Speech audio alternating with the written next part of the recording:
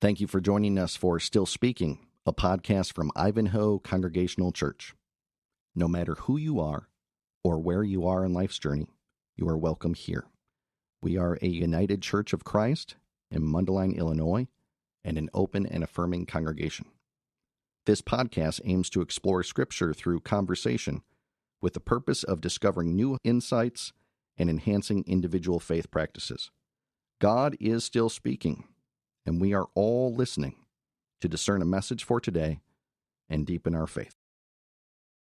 Hello and welcome to episode 53 of the Still Speaking podcast.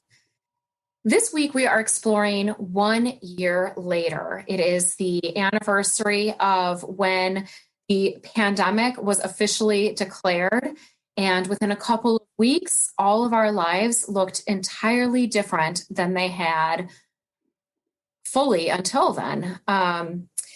Restaurants were closed, workplaces were closed, daycare centers were closed, and we all had to be very creative about how we kept our families and our communities safe, including moving to virtual church services, wearing masks, any number of different things. So Pastor Kris had the idea of inviting back our good friend, Allison Salituro, who is a clinical psychologist, and she is going to be sharing some musings about what this year has meant to us and where do we go from here.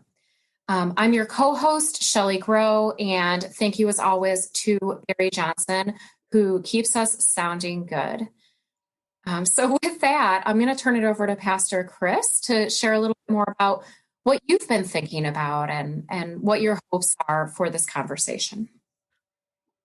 My thought was first simply just to mark the milestone of the anniversary, that I think it's important to draw awareness, and, rituals are about forming meaning. So to say this has been significant in our lives, and there are many losses that we have been grieving, but at the same point, it's hopeful to look forward, that there is hope on this horizon, there is light at the end of the tunnel, and we are looking forward, but we should also look back and see how many changes and how significant that has been.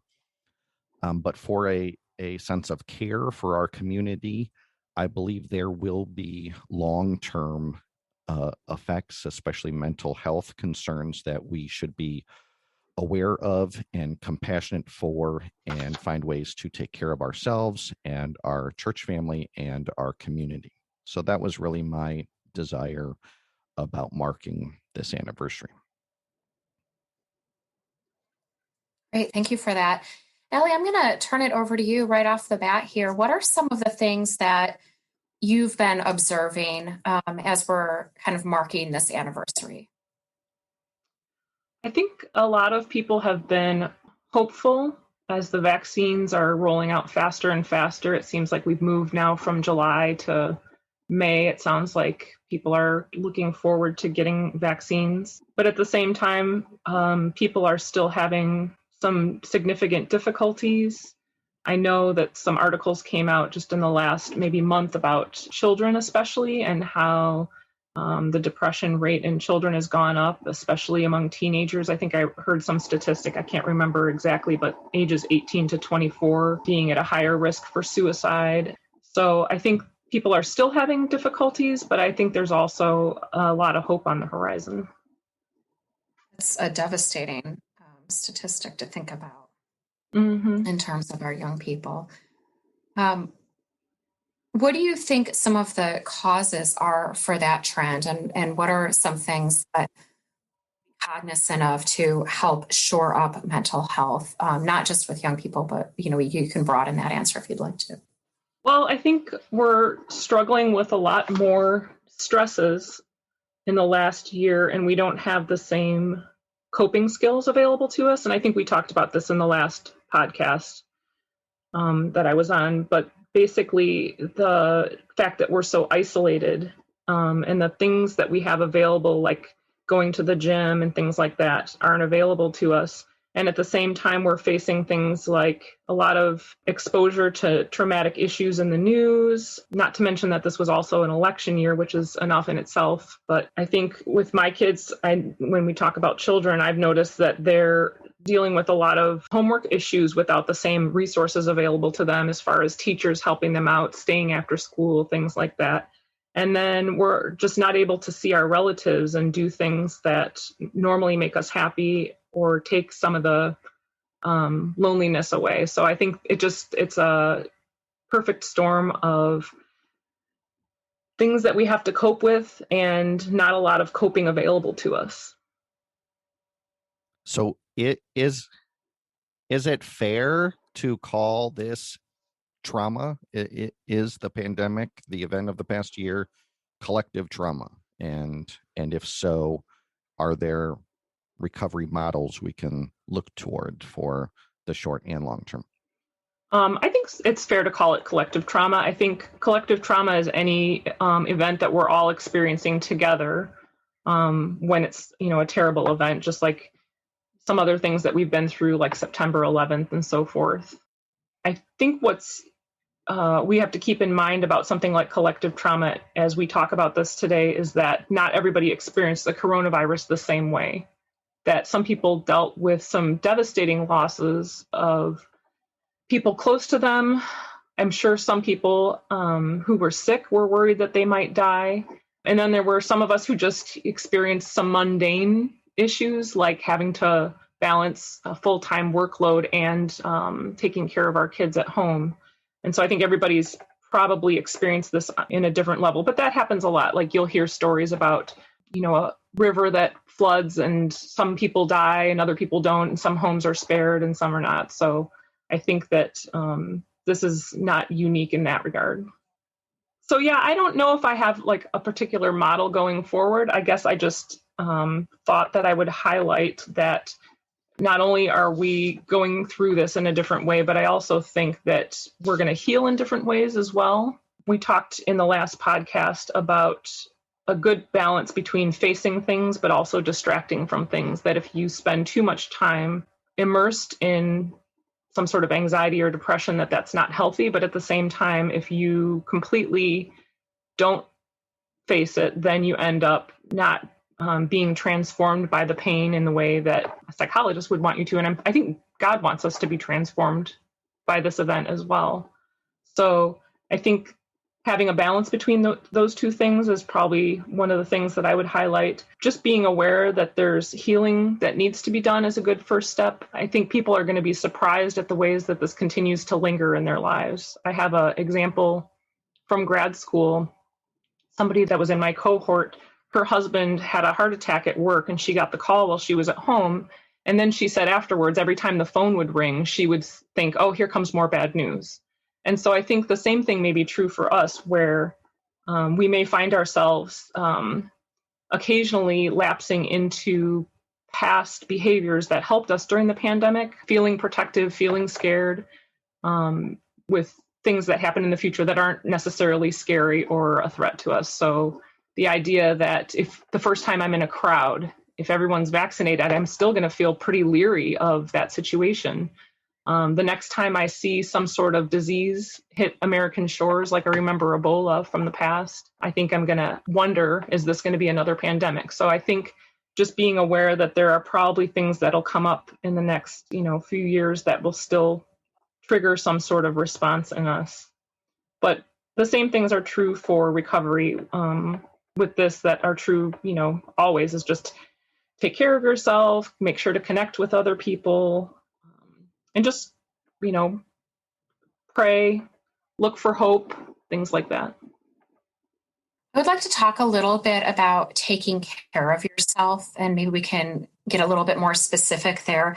There's such a close connection between mental health and physical health, and you can look at it in even the most simplistic way, which is when I'm feeling bad or I'm anxious, maybe I'm laying on the couch more, even though I know I should be getting out to exercise, but we're just emerging from a very long winter in the Midwest. And maybe that wasn't an option for everyone. Like you said, gyms have been closed.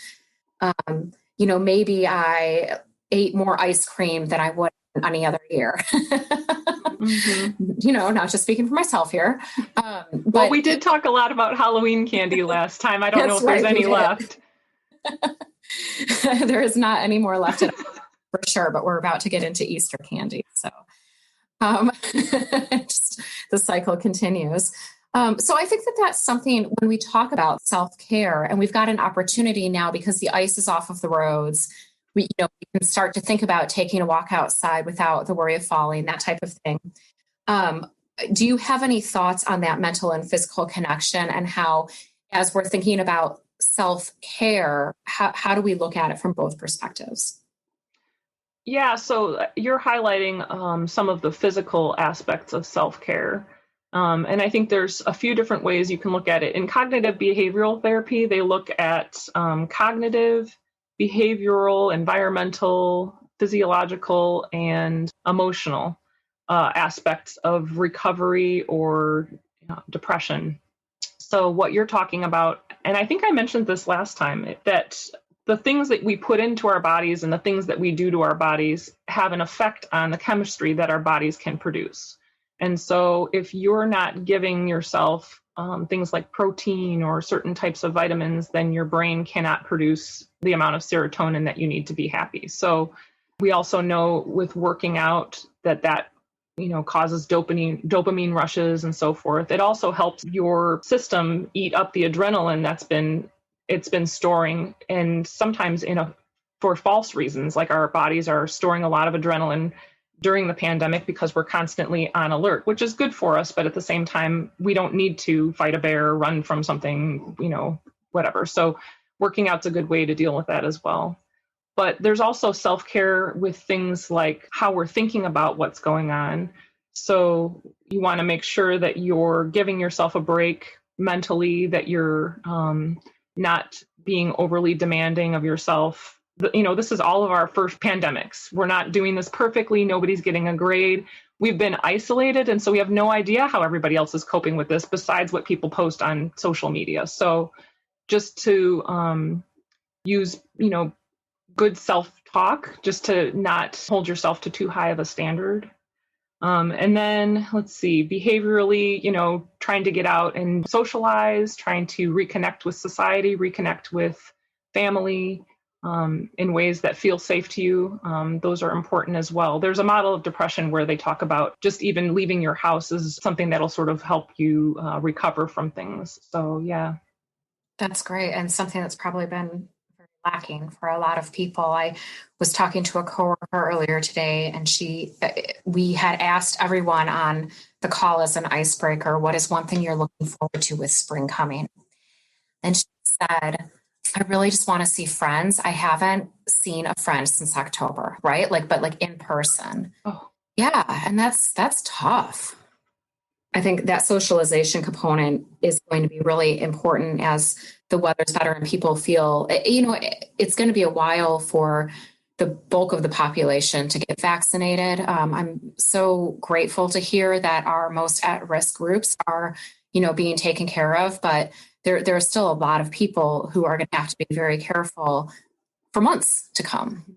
Before we're, at a good place where we have herd immunity. So I think that warmer weather and that ability to slowly branch out and to safely socialize is going to be a real help for a lot of people. Yeah, well, just even getting out of the house and taking walks with people is something that's, available to us now that, in February when we had snow upon snow upon snow wasn't. So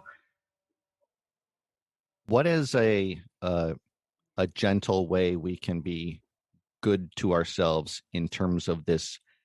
As you said, it's not going to be a clear, things aren't going to change overnight the way they did a year ago.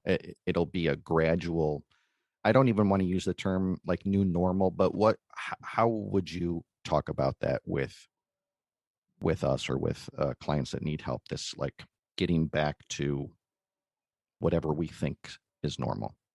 Gradual reentry. Yeah. And so you're asking, what are some ways that we can take care of ourselves while we're doing that? Or I don't want to be simplistic and just say, having awareness, or is there a way to prepare ourselves to say, when we go back to whatever, it's not going to be the same.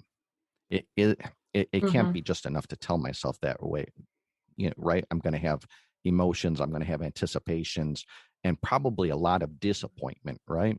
That I thought it would all be great again. It's just not going to be the same. So that talk about a back to normal or a new normal or a whatever, how can we help ourselves have that gradual, not to diminish our expectations, but just to prepare ourselves to see the world entirely different?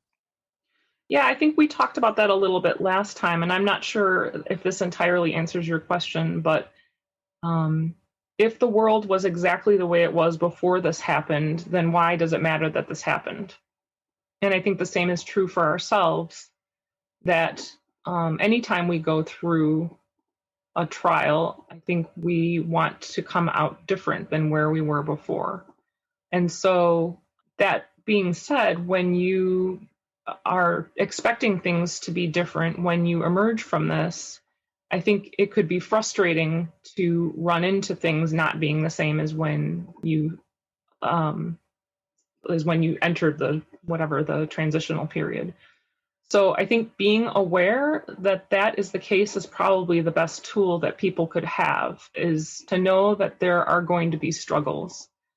One huge example is we've lost a year of our lives. My kids were talking about, this is going to sound sadder than it really is. You have to know my kids, but they were basically saying, Mom, we've lost a year of our childhood.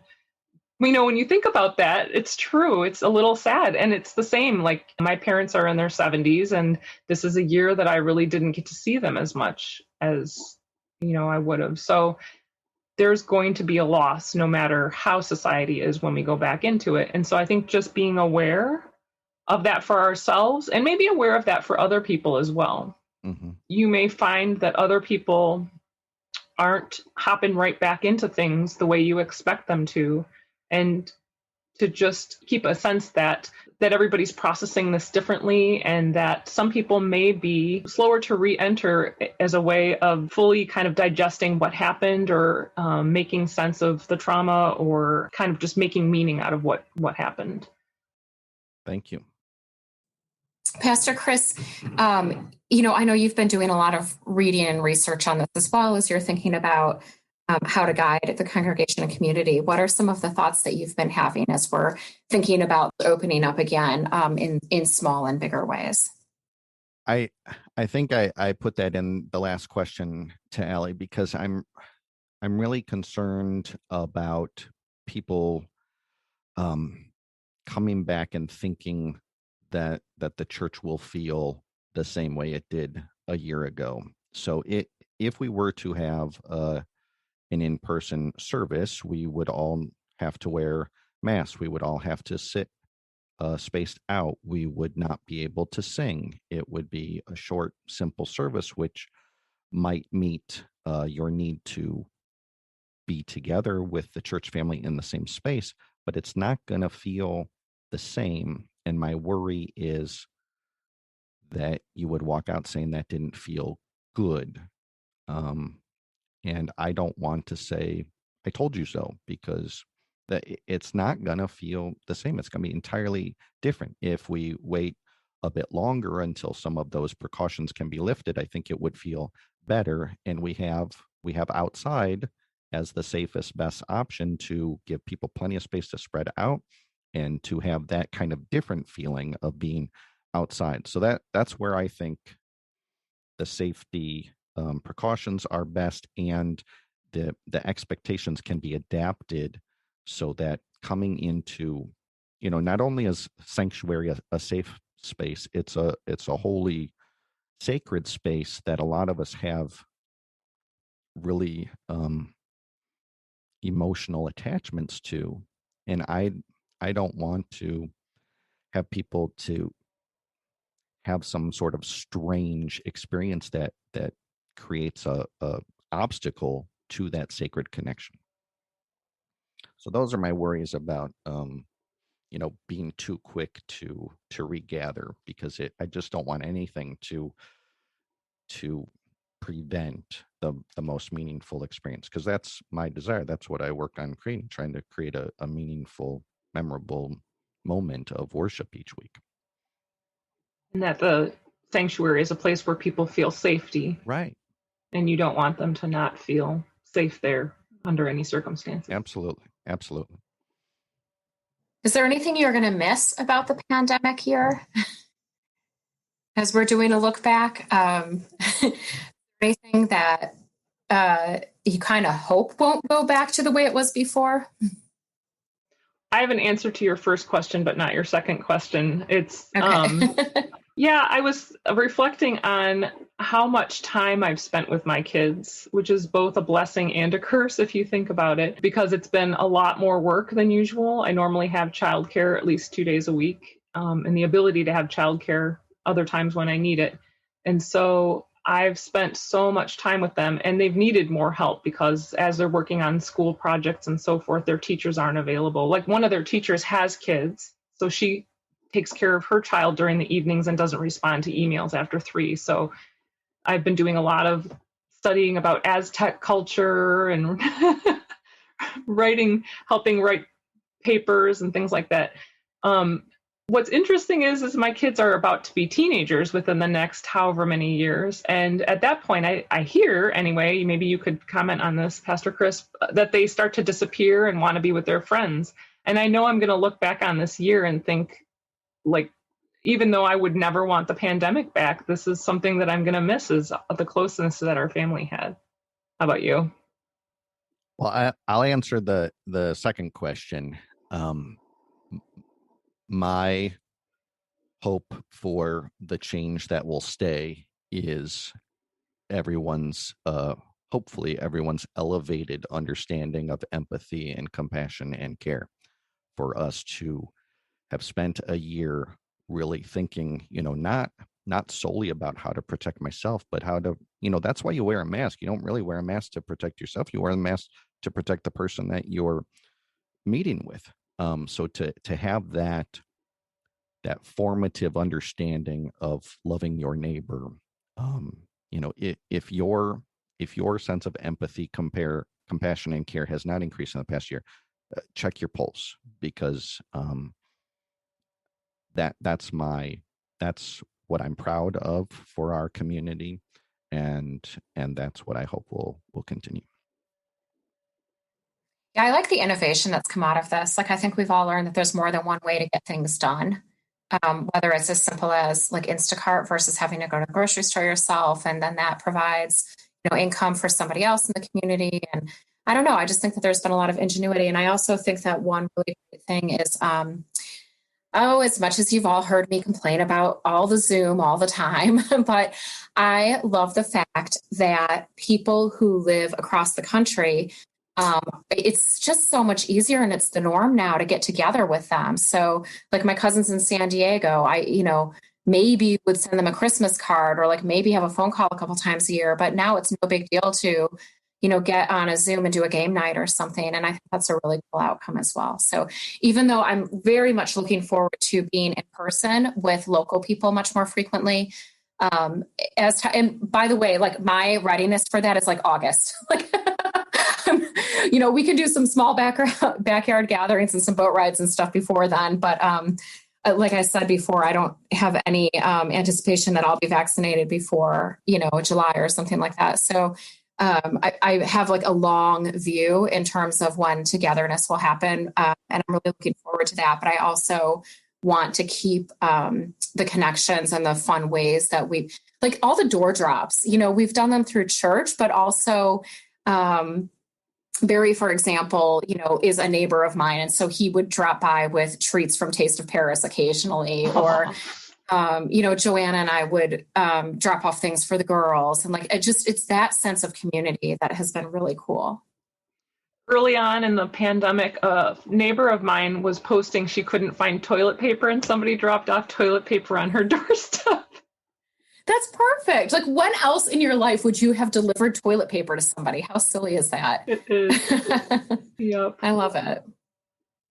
That's probably one of those long-term things that we will continue to, not hoard, but make sure we have an extra package on hand, and maybe we'll be keeping Paper supplies. a box of masks forever. I mean, my first mask or two were gifts here of church members who started making them right away for the hospitals and the nursing homes, and made a few that were gifted to me, and then the company started making them, and that first order and the disposable ones became available after after healthcare workers got their supply. Anyway, that's probably the long-term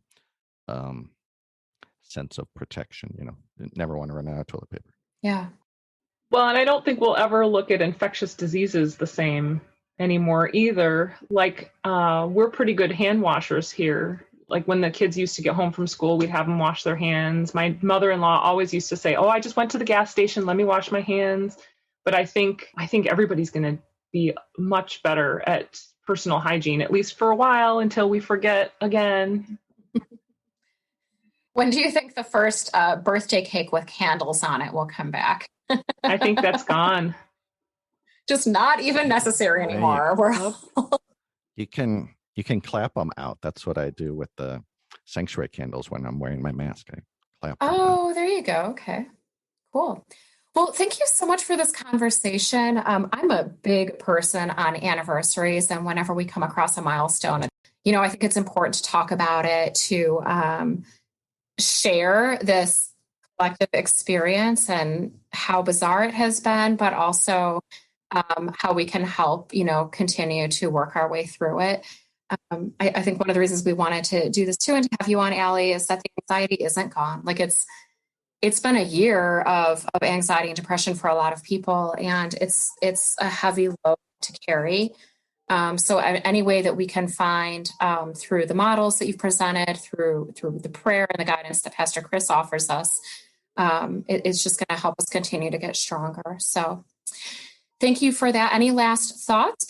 No, just kind of reiterating what we said before, just to keep in mind going forward that anytime that we're confronted with something that threatens our sense of health or safety or whatever, it's normal for people to feel anxious afterwards. And so just for everybody to be patient with themselves, and if you expect it, then you're not surprised by it and you're better able to deal with it.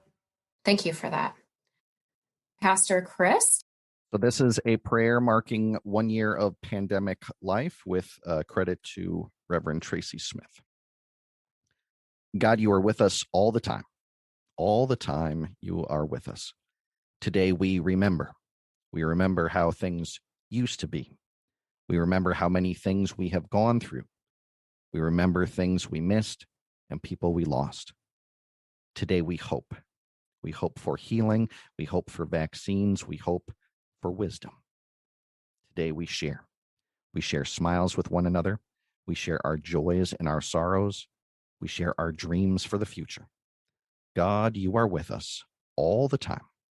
All the time you are with us. Be with us as we remember, hope, and share. Amen. Amen.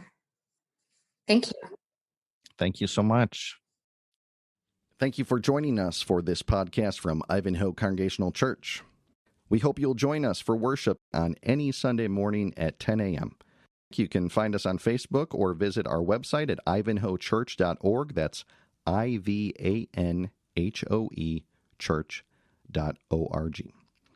We are an inclusive church in Mundelein, Illinois, living our faith with hope for tomorrow and celebrating our history dating back to 1838. We are strongly committed to social justice and responsible stewardship of God's creation. We extend God's extravagant welcome as revealed in Jesus Christ and empowered by the Holy Spirit. We welcome all people to join our vibrant, diverse, and supportive faith community. Blessings to you with grace and peace.